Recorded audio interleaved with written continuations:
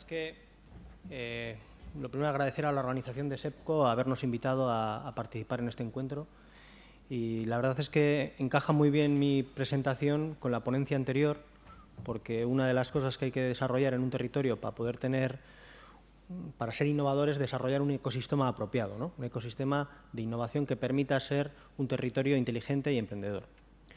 Bueno, lo primero que voy a hacer es presentaros un poco quiénes somos, la compañía que represento.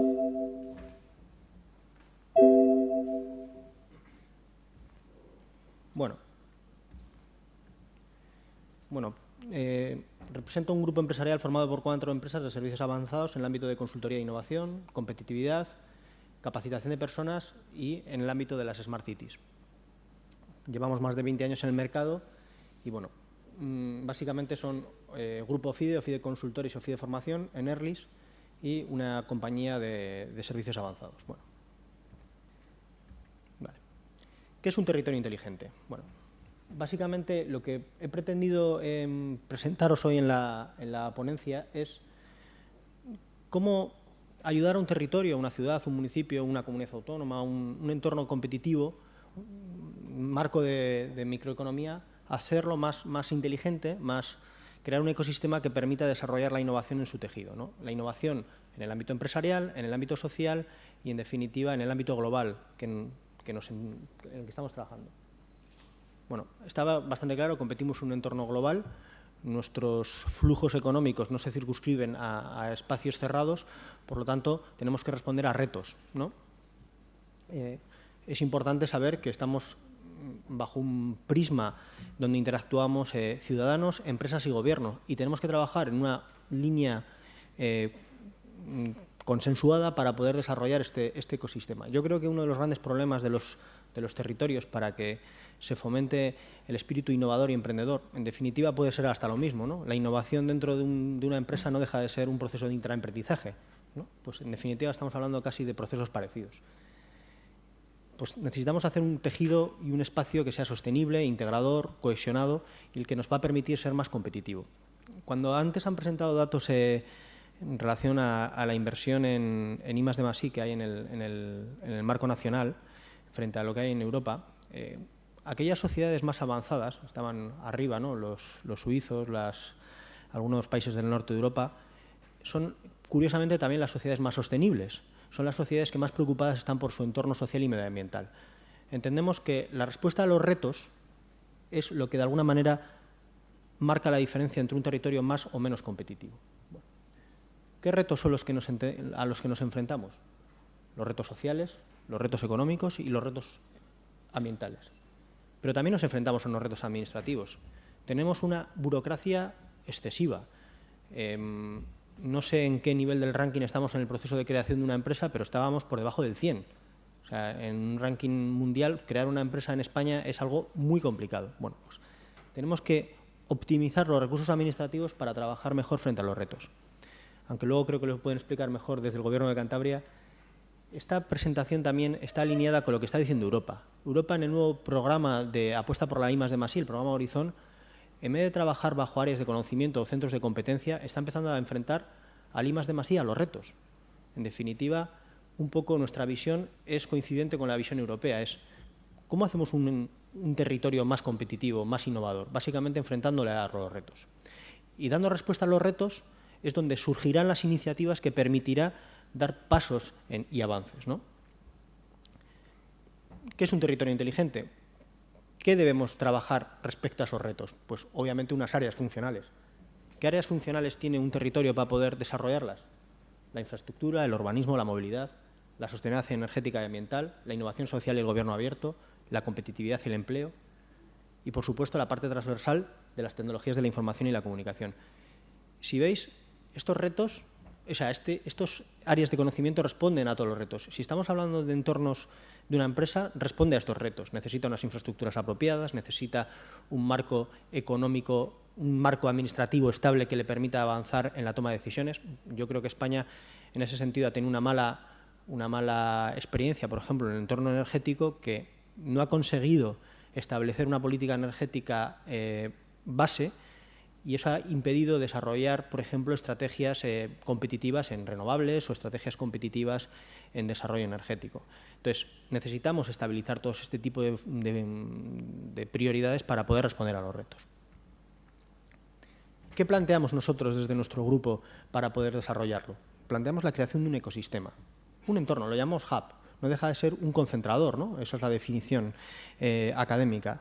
Un espacio donde administraciones, personas y empresas trabajen conjuntamente para alinear la estrategia de ese territorio en la respuesta a los retos. Cómo podemos ofrecer servicios más eficientes, cómo podemos utilizar herramientas más modernas, cómo será la atención al ciudadano del futuro, qué oportunidades para crear nuevos negocios que hagan crecer nuestra ciudad en la región, cómo será el transporte en una ciudad. Todo eso en un entorno físico o virtual donde ponemos en línea todas las 3 líneas de trabajo, pues es lo que nos puede permitir desarrollar un espacio más innovador, ¿no? ¿Cómo lo hacemos? Respondiendo básicamente, identificamos los retos. Cada entorno territorial tiene unos retos diferenciados.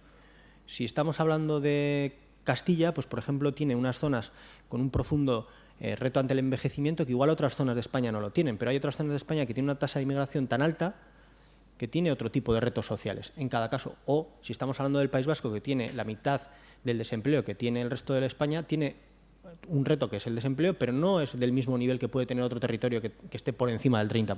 Por lo tanto, cada territorio tiene que responder a los retos de manera diferenciada y en base a las características endógenas y propias que tenga el territorio, y para ello hay que analizarlas con profundidad, ¿no? Una vez hemos analizado bien los retos, tenemos que crear un espacio, un entorno, me da igual, una mesa, un espacio virtual, lo que queráis, llamadlo como queráis, donde se debatan cómo enfrentarse a esos retos. Y para eso es necesario contar con las empresas, con la parte social. Cuando digo la parte social es importante que integréis también ahí a los actores de conocimiento y, por supuesto, con la parte de la administración. Vale. Eso nos va a permitir desarrollar estrategias, pero estrategias que, si tenemos en un mismo espacio a la empresa y al territorio, van a poder responder conjuntamente a sus retos, ¿no? Bueno, ¿cómo lo vamos a hacer? Básicamente, ese entorno lo que va a identificar es proyectos. O sea, ese entorno donde se debatan las actuaciones lo que va a identificar es proyectos. ¿Y esos proyectos qué van a ser? Pues métodos e instrumentos para gestionar la innovación, nuevos modelos de financiación, trabajar más en la aceleración de nuestras capacidades en el mundo de los TICs y fórmulas de colaboración público-privada. Como veis, tenemos que romper el paradigma de administración subvenciona, territorio y tejido recepciona esos fondos y ya haré yo lo que tenga que hacer. Yo creo que eso ni Europa nos lo va a permitir de alguna manera, ni creo que sea el camino apropiado. Lo que tenemos que intentar es buscar una fórmula de consenso donde podamos responder. Yo creo que los emprendedores son uno de los elementos más interesantes. Por ejemplo, cuando hablamos de fórmulas de innovación, fórmulas innovadoras de financiación, se han inventado en el mundo del emprendizaje fórmulas como el crowdfunding, como los business angels, como fórmulas que todavía, curiosamente, las empresas avanzadas no son capaces de recepcionar, ¿no? Entonces, ¿por qué no podemos trabajar conjuntamente en un territorio en crear, por ejemplo, fondos de inversión local para apoyar a las empresas de base tecnológica, sin tener que necesidad, o sea, con los excedentes que pueda tener cualquier empresario, crear un fondo de inversión local que permita apoyar, utilizando fórmulas globales, ¿no? como el crowdfunding? Pero no lo podemos hacer en un entorno local. Pongamos un municipio cualquiera de Cantabria. No se pueden crear entornos donde los propios, sin participación de la administración necesariamente, simplemente es, ¿por qué no los empresarios de Castro Urdiales se unen y deciden crear un pequeño fondo de inversor, cada uno con 3.000 euros, y apoyan a X empresas de base tecnológica que surjan en su territorio? Bueno, yo creo que hay los emprendedores. ¿Pero cómo se puede hacer eso? Básicamente, juntándose a trabajar de manera específica, ¿no? Ese empresario, a su vez, no solo aportará dinero, sino aportará conocimiento en gestión.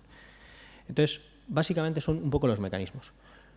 Falta un gran espaldarazo a las fórmulas de cooperación público-privada. Luego os voy a contar, al final de la presentación, os voy a contar unos ejemplos muy claros de fórmulas para trabajar la colaboración público-privada que podemos hacer en España y que están poquísimamente explotados, ¿vale? Bueno, ¿cómo tenemos que hacer? Tenemos que enfocarlo estratégicamente. Tenemos que hacer una reflexión estratégica, un proceso continuo de planificación, promover la incorporación adecuada a las nuevas tecnologías. tanto administraciones como empresas a veces matamos moscas a cañonazos. Es decir, compramos herramientas de gestión que no son apropiadas a nuestras. Yo creo que hay que aportar un proceso de coherencia, pero también utilizar todos los recursos que hay en el entorno, ¿no? Analizar con claridad cuáles son nuestras competencias básicas. No podemos invertir en un ecosistema empresarial como el cántabro. Has puesto el ejemplo antes de 4 veces lo que tiene el País Vasco. Es verdad. O sea, hay 4 veces, pero también es verdad que durante 20 años se ha creado un ecosistema de centros tecnológicos, ¿no?, que ahora también hay que pagarlo. O sea, hay que decirte que hay que tener un poco de... hay que buscar la coherencia acorde al tamaño que tenga el territorio, ¿no? Eso es importante también. Y promover, por supuesto, los proyectos de capital social y la innovación social. Vale. Nosotros, quería presentaros un modelo metodológico sobre el que actuamos en un territorio. Cuando vamos a un territorio, a una ciudad, cómo actuamos para crear ese espacio, ese ecosistema, ¿no? No me voy a parar porque me parece que al final os quiero poner ejemplos concretos sobre cosas que estamos haciendo, pero básicamente hemos intentado romper el modelo metodológico tradicional de planificación estratégica, tras planificación estratégica, plan director e implantación de proyectos.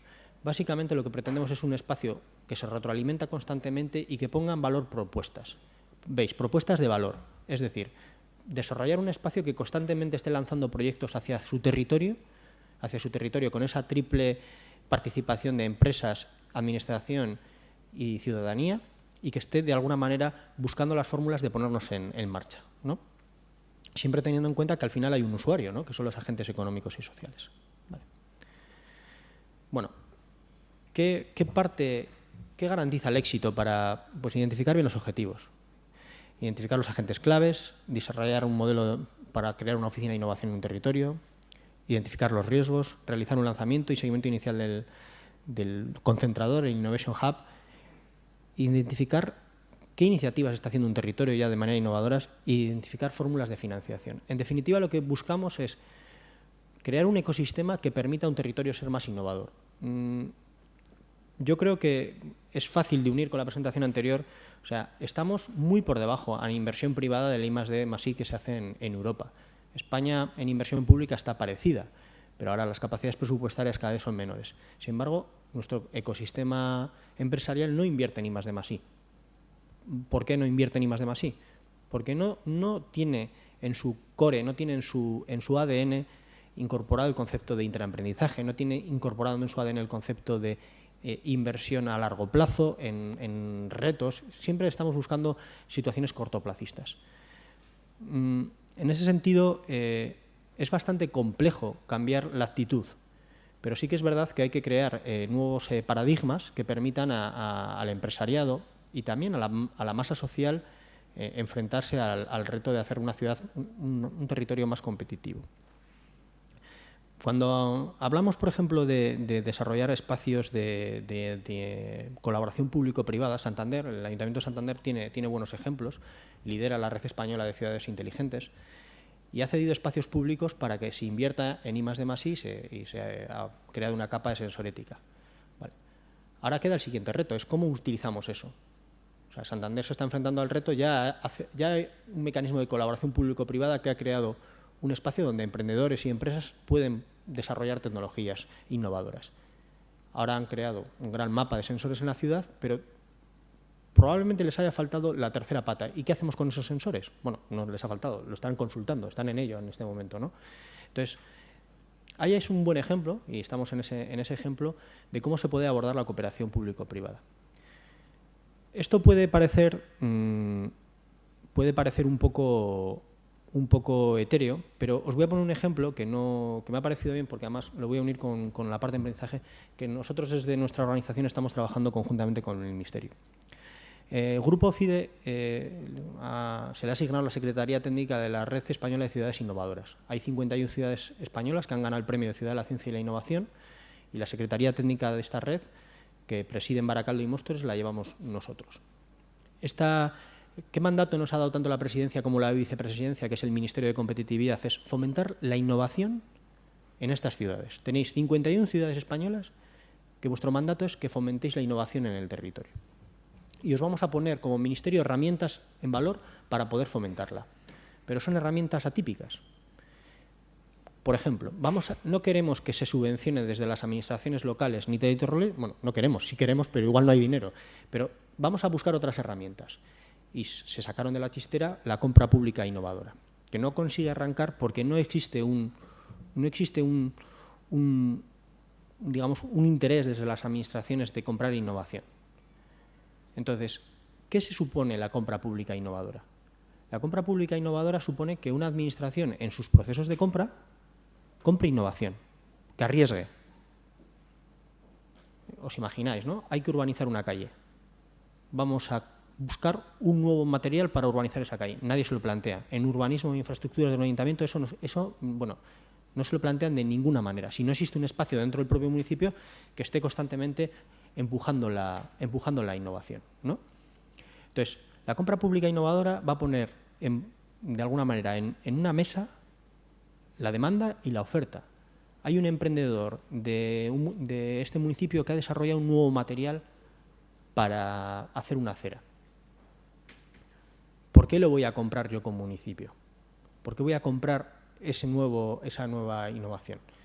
Bueno, básicamente la voy a comprar como un elemento de promover al tejido empresarial de mi zona y apostar por la innovación. ¿Y qué gano yo como administración si apuesto por la innovación?